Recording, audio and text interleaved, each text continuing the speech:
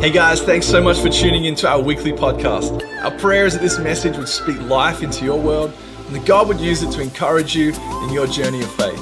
If you'd like to find out more about our church or visit one of our services, just head on over to dreamlifechurch.com for more info. Enjoy the message.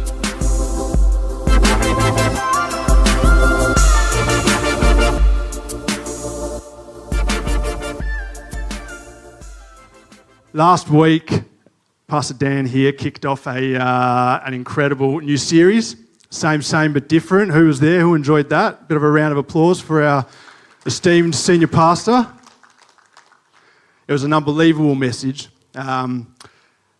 covering a whole lot of things really, but the one thing that I took out of it and really had a lot of meaning for me personally was this idea of unity and diversity within that unity. The fact that God has made every single one of us totally different, and that's okay. Well, we're actually designed that way.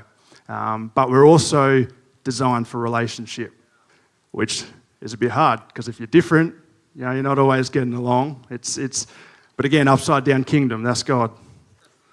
He gives it to us to figure out. And for those of you who know my incredible wife, Pastor Natasha, down here. Give it others. Yeah, round of applause. She loves that. She loves the spotlight. Should I get her? No, I won't.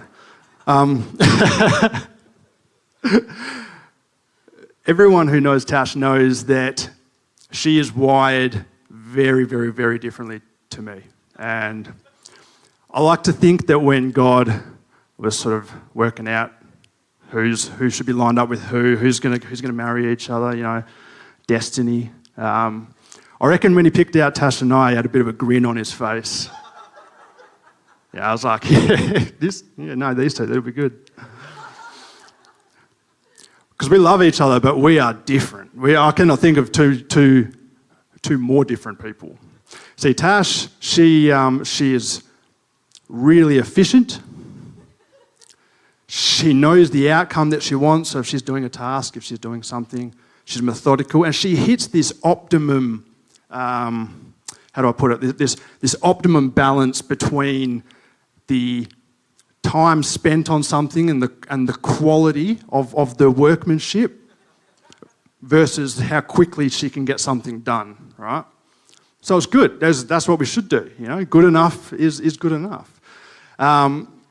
Whereas I tend to get a bit bogged down a little bit in the details, and I hear some chuckles. They're people that I've worked with and they've had dealings with me and know what happens there. So, to illustrate this is a prime example. The other day, needed to mow the lawn, which is sort of one of my responsibilities around the house. So Tash was sort of saying, look, can you mow the lawn? Yeah, absolutely, happy to do it. So I've gone out to do it, and Tash was away somewhere, out gallivanting, and I've gone out there to do it, and I've gone to start it up, and it was a bit funny to start. I thought, it's a bit weird, so check it out underneath, because I'm a mechanic, and see if there's anything obvious, and I noticed that the blade's very blunt, really blunt, so there's no way I can cut this grass with these blunt blades, right? So what I need to do is quickly sharpen them, and then mow the grass. So I have, but to get the blades off, you need a socket wrench, right? So I've gone into the garage, and I found my socket wrench, but the attachments, the heads for the sockets, you call them sockets? The sockets, they were everywhere. They were like dispersed. I had some in my car, I had some over here, and they needed to be organised. So I just needed to get that sorted so I can just sharpen the blades and then just mow the lawn. So I've done that. I'm going to get it all sussed, and like I said, there was some in my car in a toolbox. So I've opened the garage to nip out to my car, and the squeak that came out of this garage as it was going on is just ridiculous. And I had the can of stuff right there. So I'll just lubricate the garage just super quick. Get the rest of the sockets, sharpen the blade, mow the lawn. Happy days. Tash will be stoked. Okay. I've gone to spray the stuff and it's empty. But I live like 5 minutes from Bunnings. So I've jumped in the car, because I thought I was nip to Bunnings, buy this stuff, this lubricant, nip home, lubricate the garage door, organise the sockets, sharpen the blade, mow the lawn, pristine. So I'm in Bunnings, and my phone rings, and it's Tash. She goes, well, what are you doing? I thought you were mowing the lawn. I said, well, what does it sound like I'm doing? This is mowing the lawn. There's a process. I said, you don't worry about it. I'll be home soon, you know. And that is very, very typical of how my brain works on a regular occasion. And it's not good. I'm not preaching that that's how it should be done. This is a bad example, right? This is not how it should be done. Because what I do is I get so lost in the details sometimes that I forget to see the bigger picture. And I lose sight of my intention. I lose sight of what it was I was doing in the first place because I've been sucked down this rabbit hole. And I think we all do that to a degree. Where we do see that, several spots in the gospel, and I want to highlight and really dive into one today. And this particular event that the gospels cover, I believe, is probably one of the most beautiful and also one of the most scandalous events in the entire Bible. It's an unbelievable story. The story of the call of Matthew, the tax collector. It's very short. There's like 5 verses or something, but I'm gonna geek out. We're gonna dive in. Sorry guys, I lock the doors now. Strap in. We're gonna dive in and look. I think what has come out of this is it shocked me. It's really challenged me, and I think that's what messages and sermons are supposed to do. They're supposed to really challenge us. They're supposed to. They're not even necessarily something we're supposed to agree with or disagree with. They're really something that's supposed to challenge us and to get us to think and to get us to meditate on the Word and go, well, how does this apply? What can we take from this? So that's what I want to get out today, fair warning, and let's just dive straight in.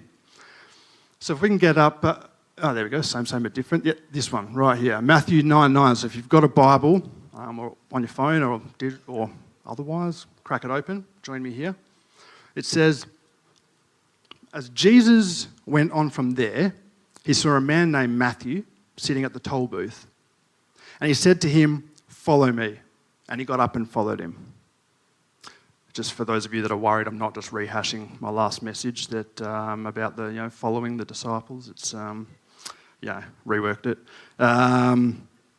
There's a few things we have to unpack here around what is actually going on, because we read these things and we go, yeah, okay, cool, I can kind of see what's happening, but it's just surface level, and the understanding we can get when we really dive into it is unbelievable. So I mean, first of all, it's at the toll booth. It's like a tax booth, you could call it. I know every single one of you is pumped to come today and hear about ancient Roman taxation systems. All right? Because I was reading about it. It says the best way to kick off a sermon is to engage people, and I figured that ancient taxation systems is there's no better way to engage a crowd. So those doors are still locked, sucked in, settle in. All right. It's actually really, really interesting. So basically what would happen is you had the Romans, all right? So the Romans had occupied, and they had all these major districts that they needed to get tax from, all right? But it was very, very difficult logistically for them to even do that. So what they would do is they would auction off. It was actually called tax farming. They would auction off to the highest bidder the chance to outsource the collection of taxes of different districts, right? Now, the only people that could afford these districts were the mega rich. We're talking like the elite, right? The celebrities. Basically, what they would then do is they would say, yeah, cool, I'll bid that. I'll have the District of Galilee, for example. But it's still a massive district. And so the Romans would say to them, okay, you need to pay us X amount, however much that is. The fixed costs, whatever, that's fixed. Anything over and above that, that's yours, happy days. Whatever you want to get over that, nothing to do with us. So then they would get a district, and they would then recruit and hire tax collectors or toll gatherers for the different cities and towns, and they would make the same deal with them. So they would say to them, all right, guys, I want X amount. Here's a fixed cost. And what that fixed cost would be is this crazy inflated amount. It'd be whatever the Romans were asking for plus a lot for their troubles. So, but they would then also say to these tax collectors, look, I want this amount. Anything over and above that, that's your cream. That's all yours. You keep that, put it away for a rainy day. So we can see here there's this system that it's massively oppressive. It's really, really crushing the common people. The people who lost out were just the normal everyday people that were trying to make a living, because there was levels and levels and levels of corruption and a system that was designed to extract as much money from them as possible. Okay, so that's where we find these tax collectors. And it says up there that it's a toll booth, and we tend to think of Matthew sitting in like a little lemonade stand on the side of the road. That's how I've always pictured it, like handout sort of thing. But it actually would have been better translated as like a customs house or a toll station. It was likely a pretty significant building with many tax collectors working inside. So it's a bit of a different thing. It's a serious operation. So that's where we find Jesus now. He's going over there, and he's speaking to Matthew. And Matthew leaves everything, steps up and follows him. So these tax collectors, part of the understanding of why they were so hated comes from obviously just knowing the system that they were a part of. But they actually took this mandate to get a little bit of cream off the top, and they ran with it. They were already considered outcasts, so they thought, why not just make the most of it? And they were making a lot of money. And what they would do is they were everywhere, and they pretty much had free reign. They could just demand whatever they wanted. You'd find them on every single bridge. You'd find them on every single major road, intersection, entrance of every single town. That's where they'd be setting up, because they had the power to just walk up to anyone and just be like, Cameron, off your donkey, unload everything. I'm going to collect some tax. This is a duties tax and a goods tax on whatever it is that you're carting. And you'd have to do it. And sometimes you'd have to do it several times a day. And they would go through everything. They'd open letters. They would unpack all your bales of hay, go through everything. Because what they're looking for is the more stuff that they can find, the more stuff they can charge, right? Because there's a tax on it. So if they actually couldn't find enough stuff, they would just massively overvalue it. They'd be like, oh, okay, yeah, this bale of hay is probably worth 20 grand. And what are you talking about? This is a bale of hay. Well, I'm saying it's 20 grand. You want to take it to the Romans? We'll just go suss it out. No one would dispute them. So they just had to pay it. And so this is this kind of culture that was going on. They were just getting extorted. You can pretty much think of them as the mafia. That's actually a pretty fair assessment of what they were. So this was not the ATO kindly knocking on your door with a set of rules. It was absolute corruption. Now, basically, from that, you think that's enough reason for them to be outcast, for the Jews to really hate these tax collectors. But for me, I think the biggest catalyst for that, the biggest reason that they were so unpopular, was because we need to remember that Israel at the time was under Roman occupation. So, and the tax collectors are working effectively for the Romans to exact a tax that was being put on them by an oppressive regime that had taken over. So every single time the Jewish people and the regular people would look and they would see these toll collectors, they're just seeing a constant reminder of the fact that, in their view, their God had left them, had withdrawn from them, and that they were under the enemy. They were under a enemy occupation. So it's like these guys were enemy sympathisers. They were traitors. They were considered the worst kind of traitors to top off all the other stuff that they were doing. So that's why we need to understand that they're always talking about how bad tax collectors were. And I mean, the rabbis would try and get their own back. They actually made laws. They made it lawful to lie to a tax collector, to do whatever you could do to get out of paying tax. They said, yeah, you can do that, it's fine. They wouldn't allow tax collectors to give witness in a court of law. They wouldn't even accept charity from them because they just assumed that whatever money they were giving was stolen. So, yeah, they fought back as hard as they could, but I think the tax collectors sort of still had the upper hand, and it just created this very, very frictious dynamic. And it's in that situation that we find Jesus, who has just done some incredible miracles. He's getting a big name for himself, and everyone's watching him. And he goes and picks out this guy, literally the living embodiment of everything that was wrong at the time, everything that was oppressive, everything that was damaging their way of life. And he's gone, yeah, this guy, he'll be in my inner circle. You know, I'm going to take this guy to show what the kingdom of God looks like. Because this is the kind of guy that I want to make up the kingdom of heaven. So we can understand there's a little bit of kickback. So next we go on to Matthew 9:10, and it says, while he was reclining at the table in the house, many tax collectors and sinners came to eat with Jesus and his disciples. So, look, first of all, dining together was a big deal. And look, it still is today. You know, every year, Pastor Dan and we sort of have a bit of a tradition going where we'll take each other out for a birthday dinner, and it's very romantic. And, you know, we'll just hang out and chat. And it's really cool.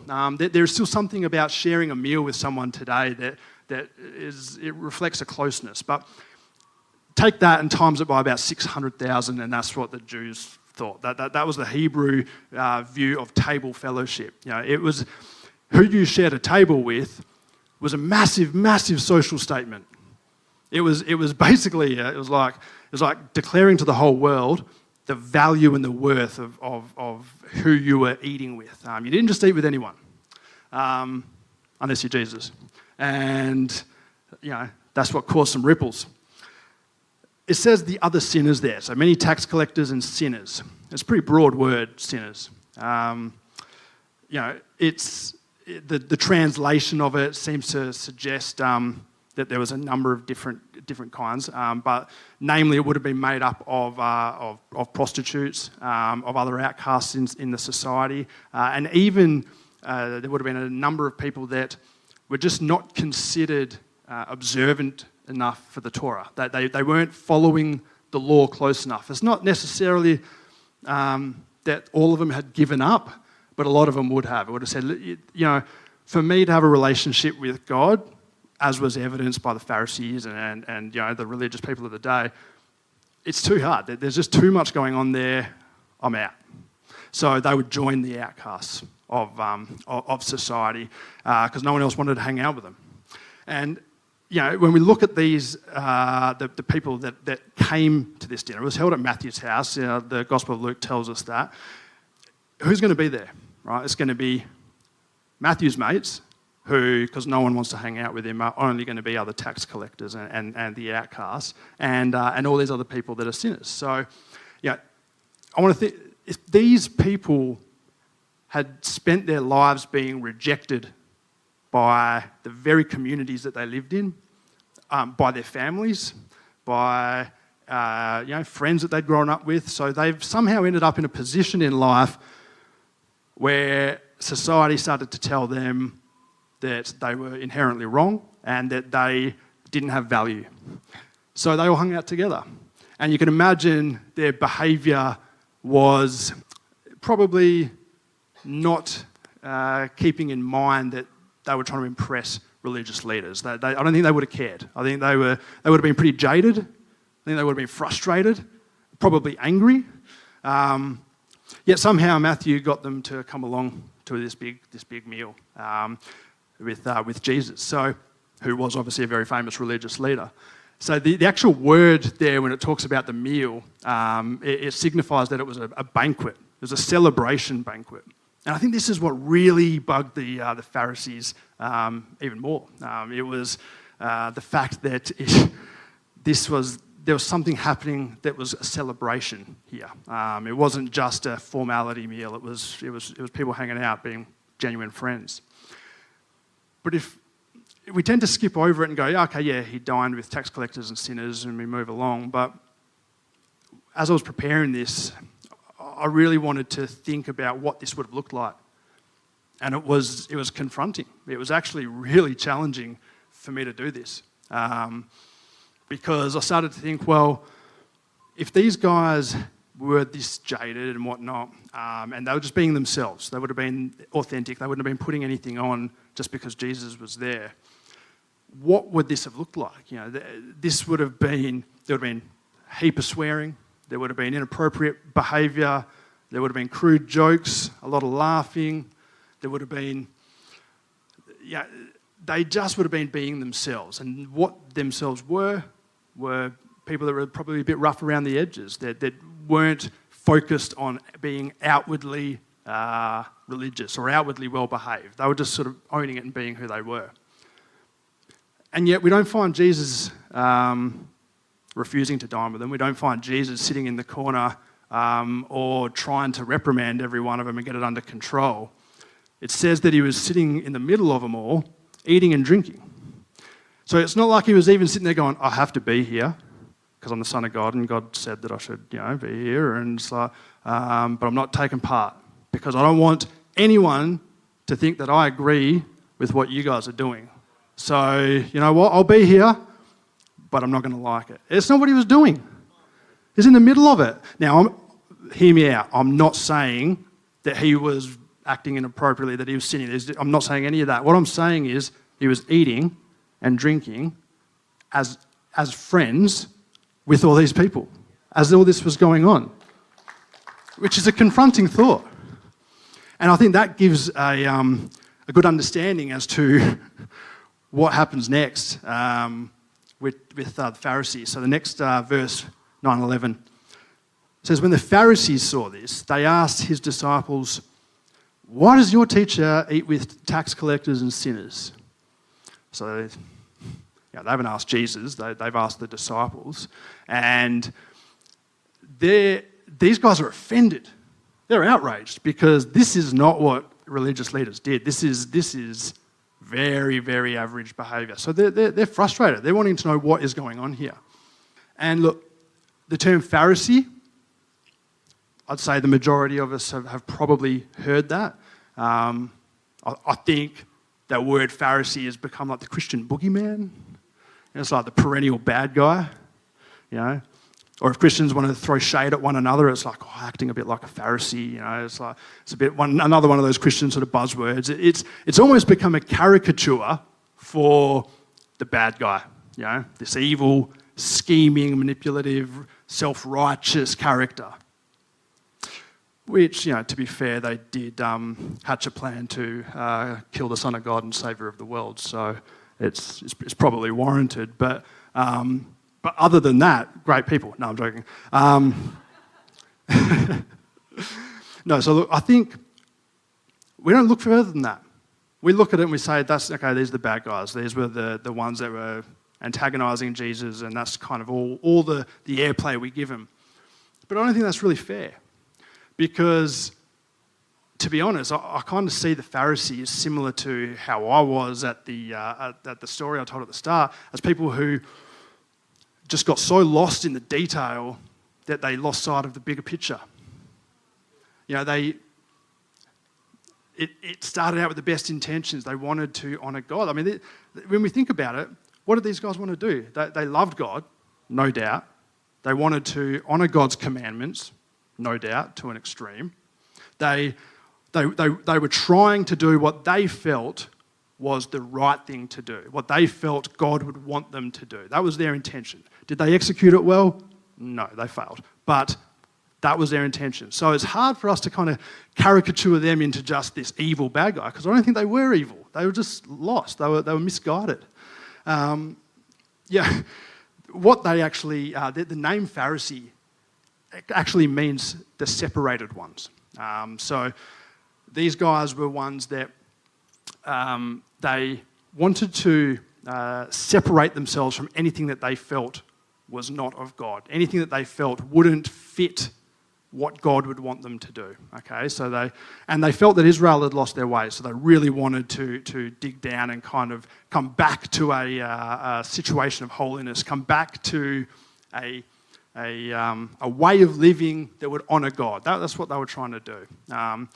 And they would do it to extremes, and it got a little bit silly. I mean, there's stories there of 3 times a day they would stop whatever they were doing and they would have to pray. And the Talmud that they would follow would say that they had to get so low to the ground that the vertebra of their back had to be separate and like touching the ground. So they pretty much, and 9 o'clock, 12 o'clock and 3 o'clock, no matter what, they would stop for an hour each and do it. And it even says, if you've got a snake biting you, coiled around your leg, you can't get that off. You've got to pray. You wait for an hour, then you can remove it. It says, if a king's coming past and salutes you, hey, if that bell rings, you can't salute him back because straight you're on prayer time. Like it was full on. Now, part of the reason is they did something called fencing the Torah or fencing the law. And what they were doing is they'd say, well, okay, there's 613 commands given from God to Moses that were written down. So that's sort of what they knew. But they said, well, some of these are a little ambiguous and we really don't want to break them because if we break these, we're going to be angering God and we're going to lose favour with him. So let's build fences around them. Let's build a few extra rules to make sure that we don't come close to breaking the real laws, right? And these extra rules, that they were called fence laws and or like oral law. And one of my favourite examples of this, so obviously you've got the 4th commandment. It says, keep the Sabbath day holy and do no work on the Sabbath. That's all well and good, but like, what's work? How do you define work? At what point does rest become work, or does work lapse into relaxation? So they've gone, we better get to the bottom of this. And so what they did is they made 36 different classifications of work to make sure that you didn't break it.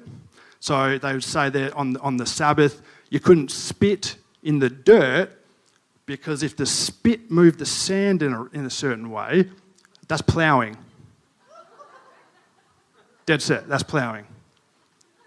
My favourite, I love this is my favourite.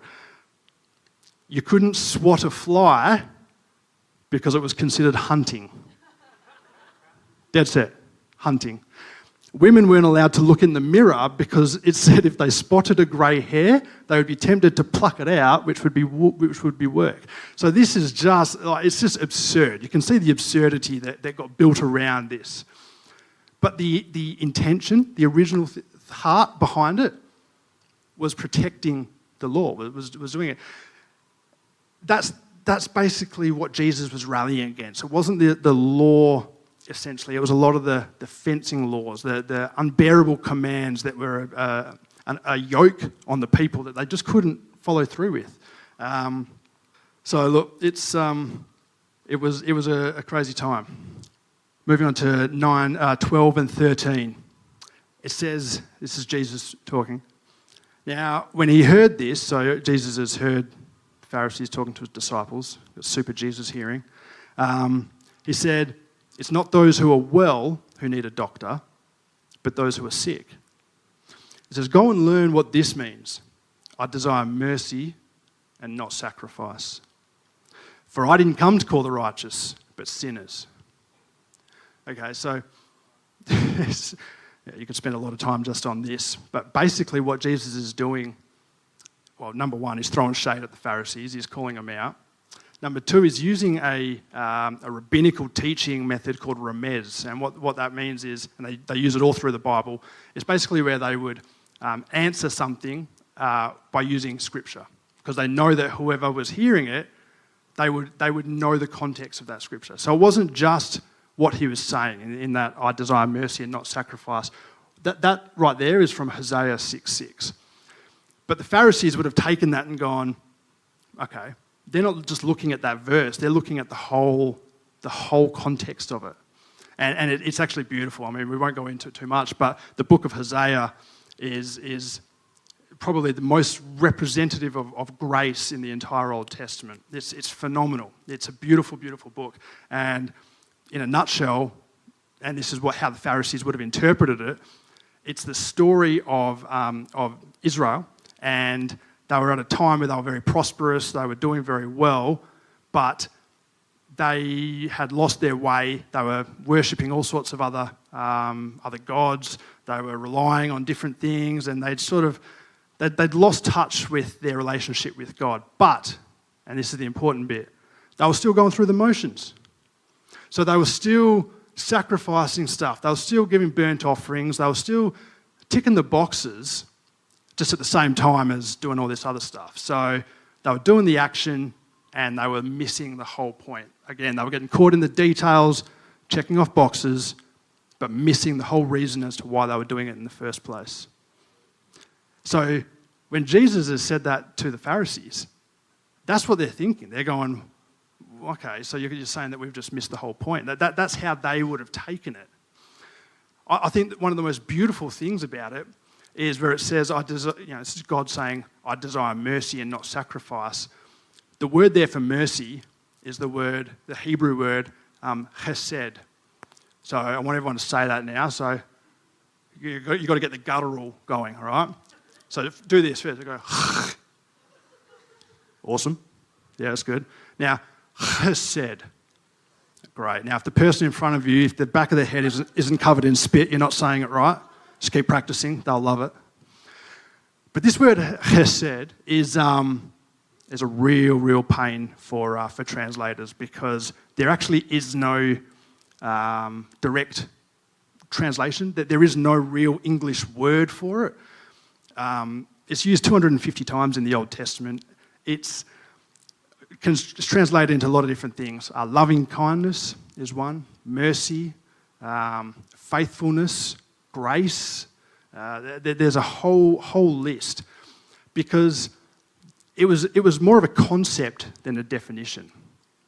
And it's a beautiful concept. It's the reason that it was translated into grace is because the whole concept was built on this idea of a covenantal love, of basically it was like the obligation of a party to a covenant to follow through and to never forsake what their duties were in that covenant. Okay, so for example, when we find that in the book of Hosea, you've got God, and it's actually, he sounds really emotional throughout the whole book. It's like, I'm gonna forsake you guys. I've had enough. This is ridiculous. Oh, no, I'll still love you. It's all right. I'll still love you. No, that's it. Yeah, still no. You know what? I do love you, because what it does is it's showing the anguish. It's showing the heartache that goes through when you're party to something where the other people aren't holding up their end of the bargain, but you love them so much and you value that covenant so much that it doesn't matter what they do, you will follow through. You will continue to love them. It's a beautiful picture. It's the same thing of, if it's God's way of love, God's version of love. And we see it in all sorts of facets of life. The single mum who's raising kids and just thinks she can't do it anymore, but she just pushes through because of her love for her children. That's chesed love.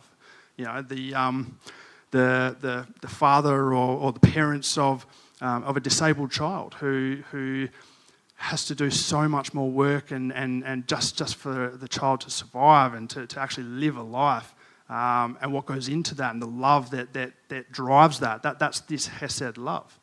And that's the word here that is for mercy, that says, I desire chesed and not sacrifices. So God's basically saying, you know what? Don't go through the motions. How about you just love the way that I love? How about you just represent my faithfulness, my everlasting love and grace to the world around you and to others, rather than just standing over here and going through the motions of a religious tradition, which was powerful. And I think it's very powerful for today. And I think it's very, very relevant for today, because I think as a church overall, not Dream Life, but as the church body, as Christians, we can be guilty of getting lost in the details. We can be guilty of actually losing sight of what's really important, of this chesed love. Where are we being Pharisees in our walk? Here's another one. The sinners and the tax collectors, they weren't hanging out with Jesus under obligation. It was compelling. They wanted to do it, or else they wouldn't have done it. How compelling is it, do you think, for non-Christians or people that don't yet know Jesus to how do they view the church? Is the church compelling? Are we, as individuals, compelling to those around us? Are we removing ourselves from situations where it offends our religious sensibilities, where we don't like someone's lifestyle or the way that they're behaving, but instead of doing what Jesus did and sitting in the middle of it as a genuine friend with genuine love and a genuine affection and like and a genuine desire to be there, where are we just removing ourselves from that situation? We hear this all the time. We're in the world, we're not of it, and that's true. But I would say that we can't remove ourselves from the world just because we're not of it. In fact, it's the opposite. Because we're not of this world is exactly why we need to be in the world. I think there are a lot of people today that have a desire, a need, and are seeking and are searching to find God, and are really hoping that they don't bump into a Christian along the way. I seriously do. I think for so long we can get caught in the trap of presenting Christianity and not presenting Jesus, of getting so caught up on ensuring other people's walk with God looks just like our walk with God, to the point of excluding them, and that's what the world sees. Where are we putting a hedge around Jesus? Where are we putting a hedge around the grace of Jesus? Just like the Pharisees were putting a hedge around the law. We say we don't, but I think every one of us does it in some way. Where have we heard, no, Jesus loves you, it's unconditional love, it's grace, it's this unbelievable thing. As long as you change your behaviour, as long as you've got to repent, change your behaviour, and then the mercy of God just overtakes you. None of these guys changed their behaviour, and yet Jesus was sitting amongst them.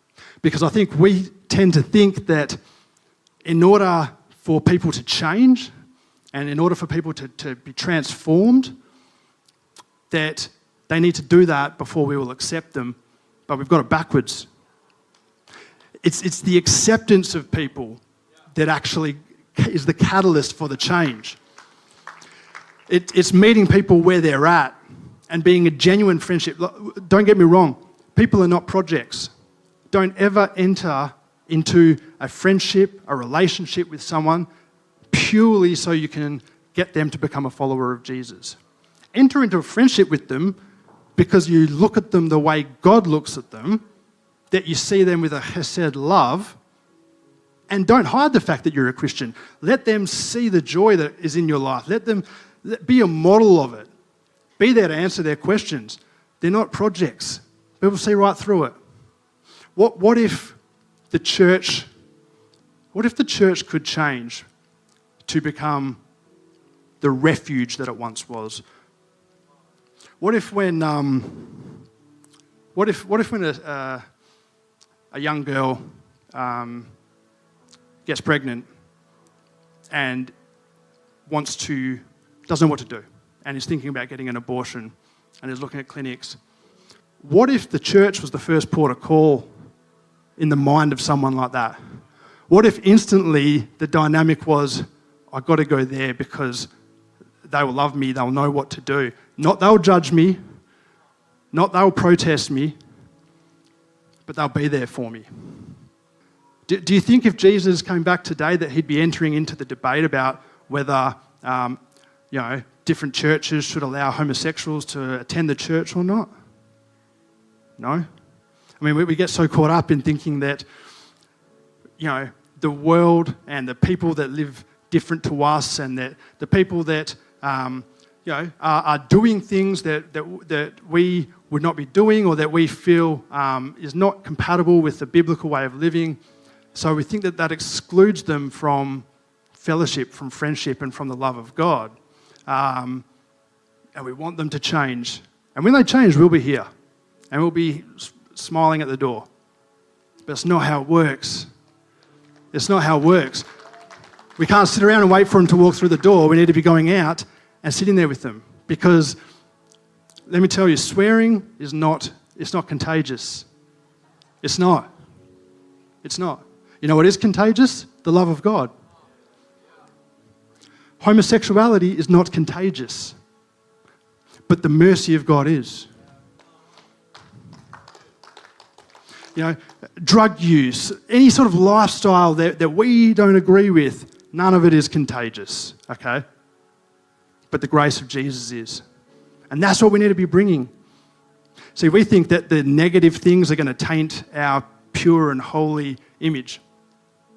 The other day, there's this thing called negativity dominance, okay? I know Cynthia's on the thing, she's trying to wind me up. It's like the Oscars.